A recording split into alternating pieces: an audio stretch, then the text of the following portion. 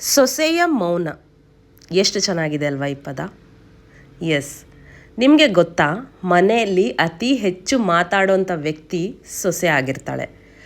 But most of the talks ಅವಳಿಗೆ ಮಾತಾಡಿರ್ತಾಳೆ, ಇನ್ನೊಬ್ಬರ ಜೊತೆಗಲ್ಲ. ಅವಳು ಮನಸ್ಸಲ್ಲೇ ಮಾತಾಡೋವಂಥ ಕೆಲವೊಂದು ಸಂದರ್ಭಗಳು. ನಾನು ಇವ್ರ ಹತ್ರ ಮಾತಾಡಲಾ, ಇಲ್ಲ ಅವ್ರು ನನ್ನ ಬಗ್ಗೆ ಏನಾದರೂ ತಪ್ಪು ತಿಳ್ಕೊತಾರೆ. ನಾನು ಬೇಗ ಊಟ ಮಾಡಲಾ ಇವತ್ತು ಎಲ್ರಿಗಿಂತ ಮೊದಲು, ಇಲ್ಲ ಅವ್ರು ನನಗೆ ಜಡ್ಜ್ ಮಾಡ್ತಾರೆ. ನನಗೆ ಅಳ್ಬೇಕು ಅನ್ನಿಸ್ತಿದೆ, ಇಲ್ಲ ಅದಕ್ಕೂ ನಾಟಕ ಅಂತ ಹೇಳ್ತಾರೆ. ನನಗೆ ನನ್ನ ಅಮ್ಮನ ಹತ್ರ ಮಾತಾಡ್ಬೇಕು ಬಟ್ ಯಾರೂ ಇಲ್ಲದೇ ಇರಬೇಕಾದ್ರೆ, ಯಾಕಂದರೆ ಅದಕ್ಕೂ ಒಂದು ಕಮೆಂಟ್ ಪಾಸ್ ಮಾಡ್ತಾರೆ. ಈ ಥರ ಹಲವು ಸನ್ನಿವೇಶಗಳಲ್ಲಿ ಸೊಸೆ ತನ್ನಷ್ಟಕ್ಕೆ ತಾನೇ ಮಾತಾಡ್ಕೊತಾ ಇರ್ತಾಳೆ. ಹೀಗೆ ಸೊಸೆಯಲ್ಲಿ ಎರಡು ರೀತಿ ಸಂಭಾಷಣೆ ನಡೀತಾನೆ ಇರುತ್ತೆ. ಒಂದು ಒಳಗಡೆ, ಇನ್ನೊಂದು ಹೊರಗಡೆ. ಆದರೆ ಯಾರಿಗೂ ಹೇಳದೇ ಇರೋವಂಥ ಒಂದು ವಿಷಯ ಇದೆ.